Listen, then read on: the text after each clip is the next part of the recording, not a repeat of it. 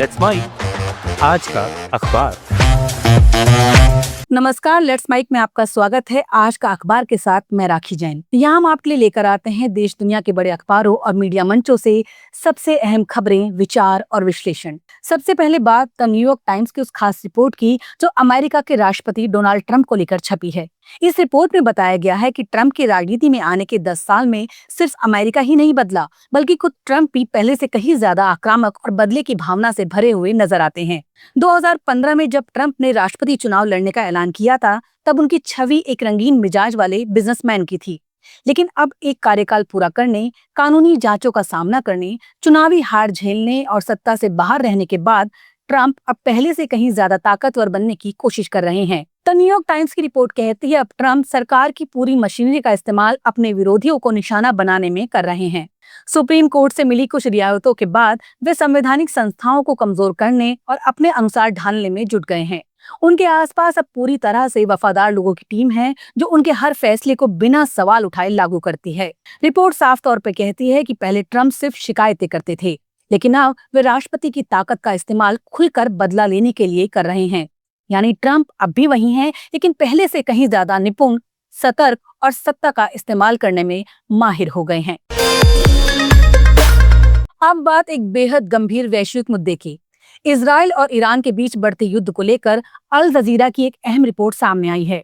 इस रिपोर्ट में साफ कहा गया है कि ये टकराव अब सिर्फ एक क्षेत्रीय संघर्ष नहीं रहा, यह पूरी दुनिया की अर्थव्यवस्था के लिए बड़ा खतरा बनता जा रहा है, क्योंकि ये वही इलाका है जो दुनिया का सबसे अहम तेल और गैस जरिया माना जाता है। और अगर ये जंग लंबी चलती है तो तेल की सप्लाई पर सीधा असर पड़ेगा। रिपोर्ट के मुताबिक इजराइल ने अब तक ईरान के सैन्य ठिकानों, परमाणु वैज्ञानिकों और गैस संयंत्रों को निशाना बनाया है। जवाब में ईरान ने मिसाइल और ड्रोन से हमले किए हैं और इस सबका सीधा नतीजा तेल की कीमतों में अब तक 7% की बढ़ोतरी है। लेकिन इससे भी बड़ी चिंता है ईरान की धमकी, होर्मुज जल डमरू मध्य बंद करने की। ये वही जलमार्ग है जहां से दुनिया का करीब 1/3 समुद्री तेल गुजरता है।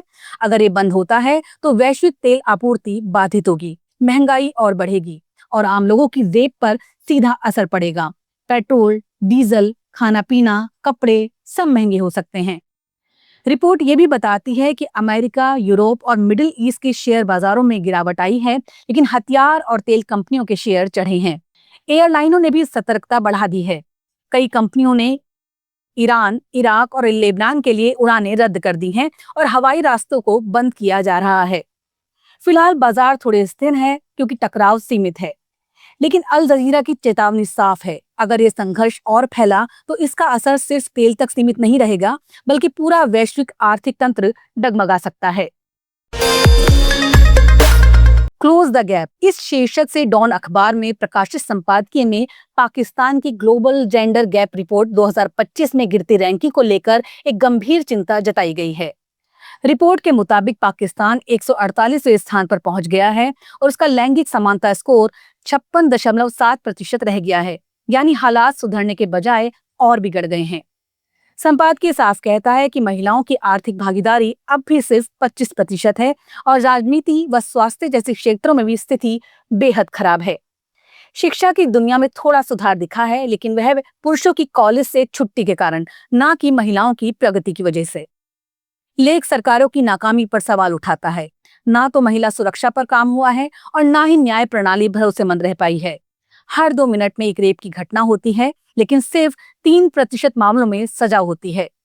पंजाब में दर्ज 60,000 केसों में से सिर्फ 924 दोषियों को सजा मिली है, जो एक शर्मनाक आंकड़ा है।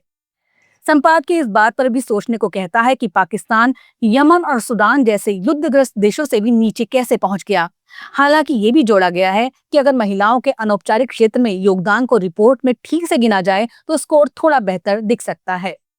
कुल मिलाकर ये लेख एक चेतावनी है कि अगर पाकिस्तान ने महिला सशक्तिकरण को गंभीरता से नहीं लिया तो उसकी सामाजिक और आर्थिक तरक्की की भी उम्मीद खो जाएगी। अब वक्त है सरकार व समाजवादों से आगे बढ़कर ठोस कदम उठाएं। अब बात बांग्लादेश से आई एक बेहद संवेदनशील और जरूरी रिपोर्ट की, जो देश के सबसे बड़े अखबार द डेली स्टार के संपादकीय में छपी है। संपादकीय का शीर्षक है न्याय में देरी अन्याय के बराबर। अखबार ने चिंता जताई है कि बांग्लादेश में महिलाओं और बच्चों के खिलाफ अपराध के केस अदालतों में सालों साल अटके रहते हैं और इससे पीड़ितों को वक्त पर इंसाफ नहीं मिल पाता। रिपोर्ट बताती है कि 1.48 लाख मामले अभी भी अदालतों में लंबित हैं, जिनमें से 35,000 से ज्यादा केस 5 साल से पुराने हो चुके हैं, जबकि कानून कहता है कि ऐसे केसों की सुनवाई 180 दिनों के भीतर पूरी हो जानी चाहिए। लेकिन हकीकत इससे अलग है। सरकारी वकील केसों की पैरवी ठीक से नहीं करते, गवाह डर की वजह से कोर्ट में नहीं आते और कई बार आरोपी ऊपरी अदालतों से ट्रायल पर रोक लगवा लेते हैं।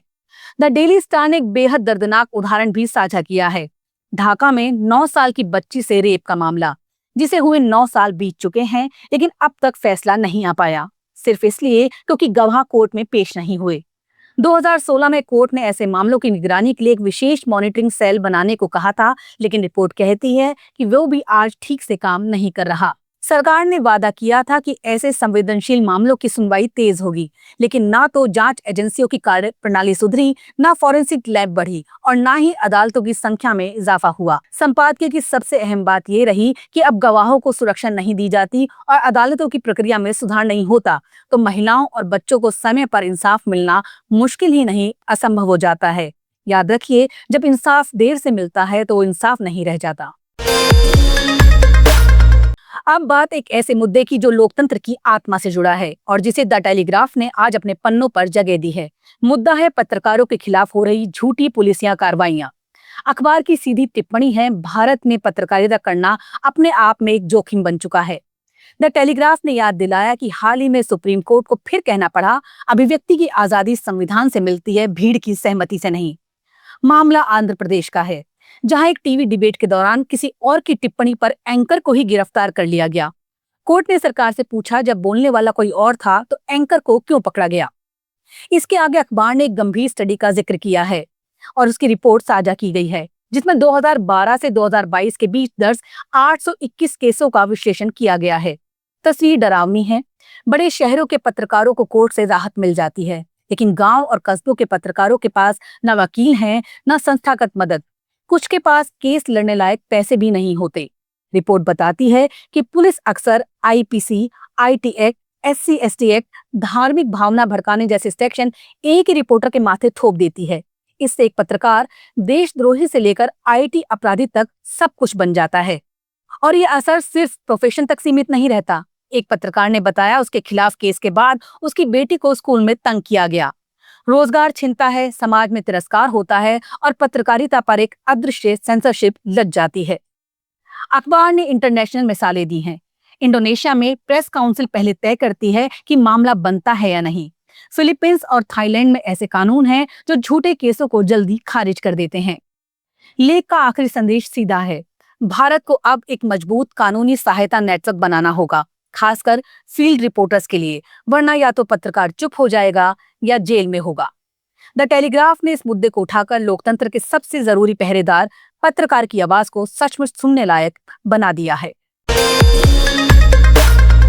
जनसत्ता ने एक अहम कूटनीतिक रिपोर्ट दी है। शीर्षक है, सिर्फ यात्रा नहीं, रणनीतिक संकेत हैं ये। रिपोर्ट बताती है कि प्रधानमंत्री नरेंद्र मोदी की साइप्रस यात्रा बीते 20 सालों में किसी भारतीय प्रधानमंत्री की पहली यात्रा है, जो बताती है कि भारत इस छोटे लेकिन रणनीतिक रूप से अहम देश को इतनी गंभीरता से क्यों ले रही है। साइप्रस पूर्वी भूमध्य सागर में स्थित है और भौगोलिक रूप से एशिया में होने के बावजूद यूरोपीय संघ का हिस्सा है। 1974 से इसका एक हिस्सा तुर्की के कब्जे में है, जिसे केवल तुर्की ही मान्यता देता है।